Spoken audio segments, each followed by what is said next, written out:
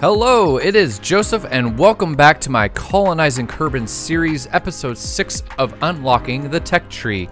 So in these first couple images that you are seeing here, we're using the Mark II lander can, which gives us these side storage bays to allow us to carry lots of stuff. In that first image, we have the additional science equipment that was unlocked last episode. The small blue cube is the gravioli detector.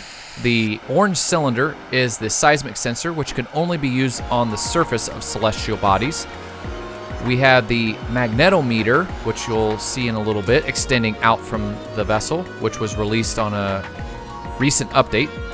And then we have the atmosphere spectrometer, which is a complete waste of space on this mission because we're not going to be in the atmosphere at all. So I didn't think about that at the time when I put it on there, and I didn't think to take it off, so it's just going to be there the rest of the mission, being completely useless. So at this point you can see we're already in space, and we are docking our command module and lunar module. As you can tell, I really like Apollo style missions, but they really do fit pretty well with what we are doing in this game.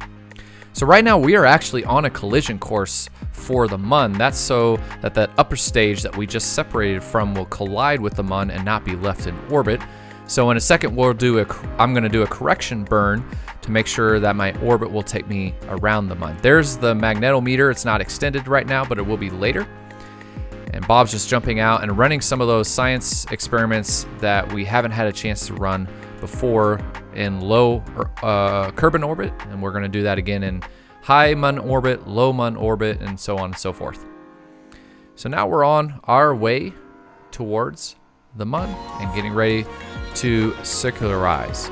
And there's our magnetometer. I really like this piece of equipment. It's really cool.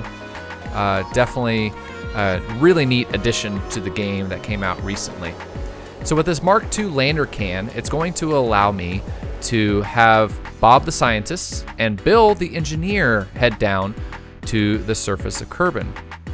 So earlier there was an additional image. You saw these containers on the other side of the other storage bay on the other side from the other science equipment that we have, and those containers will be containing our deployable science. So with the deployable science, it's important that you have a scientist and an engineer. Now a little side note, this is not going to end well. I really liked that crash. I decided to leave that in. It took me several attempts to land because I put a Terrier engine on the bottom of this really heavy lander, and with its lower thrust weight ratio, and with me not starting my deceleration burn earlier enough, there was no way I was going to slow down on time. Had a little trouble timing that. So when we come back to the Mun the second time in this episode, I'm going to attach the double poodle engine to this lander instead so that we have a higher thrust to weight ratio, and it made it a lot easier to land on the Mun. So this is Bob's second trip to the Mun. He's gonna quickly plant his flag to celebrate his return back to the Mun, and we have landed in the east side crater, which is that big crater that is always facing towards Kerbin since the Mun is tidally locked. Also, if you look off to the left, that storage bay is open. I put some additional Oscar fuel tanks in there, and you can also see the Science Junior, and the magnetometer is on the back of the Science Junior in there. If I didn't put those Oscar fuel tanks in there, it would be just, you know, unused empty space. All right, now, so we're gonna have Bob start deploying the deployable science equipment. So this science equipment that's being deployed right now needs to be deployed by a scientist for it to work. That's the control monitor, the goo observer, the ionographer. I'm gonna skip trying to pronounce that. And my favorite, the passive seismometer, which is a really cool piece of equipment. And then after that, I have my engineer deploy the communication dish and any of the deployable power units. So in order for your deployable science to work, you have to have that monitor, you have to have power, and you have to have the communication dish. Without the communication dish, you can't send any of that science back to Kerbin.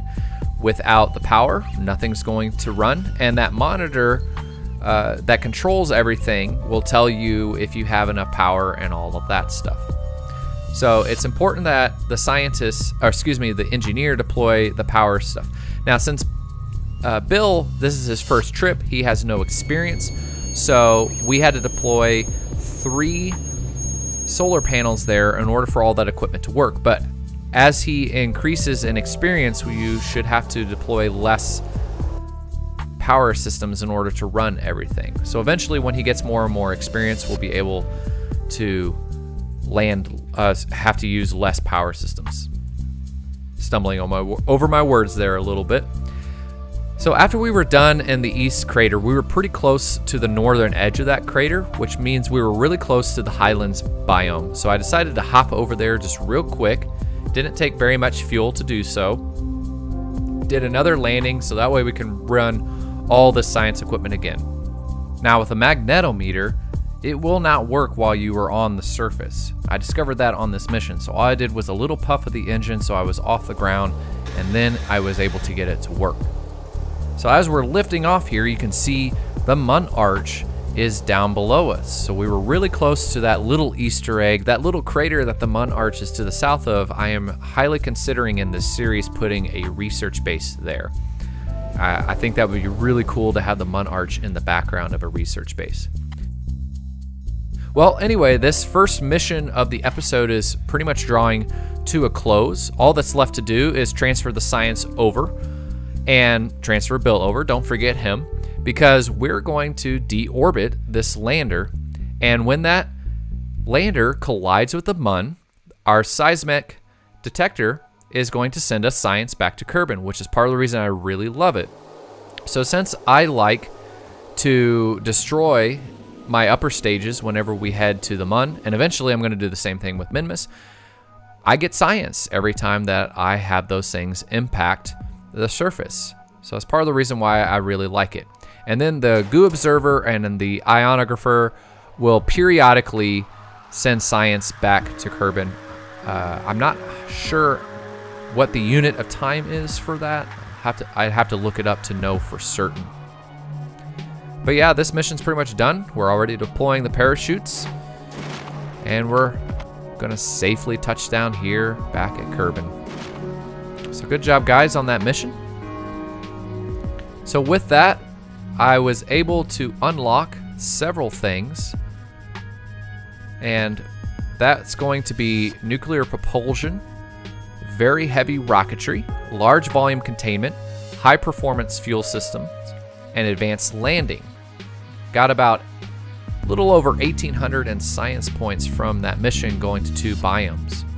And then of course with the deployed science, I'm going to be gathering more points without having to necessarily go back to the Mun all the time.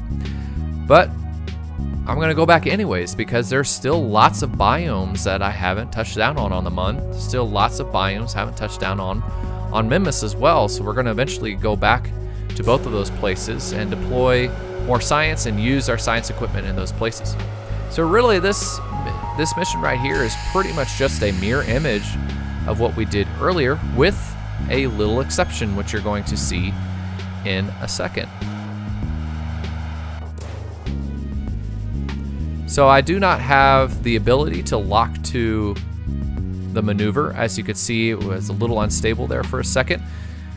So one of the things I'm going to be shooting for unlocking pretty soon is trying to get as many of the probe cores unlocked as I can, so that way my pilots can have all of the SAS maneuvers available to them.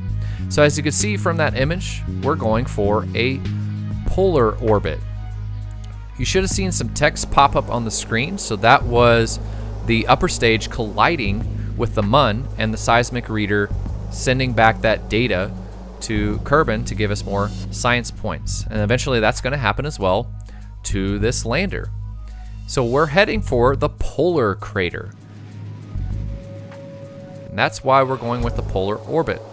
When we touch down here, we're going to pretty much do the same thing we did last mission, deploying all the science and putting the deployable science out there. And there's also going to be a Mun rock that I'm going to be picking up in a second, which we weren't able to do last time. I couldn't find any Mun rocks near where we landed. So Bob and Bill have returned. They just couldn't stay away.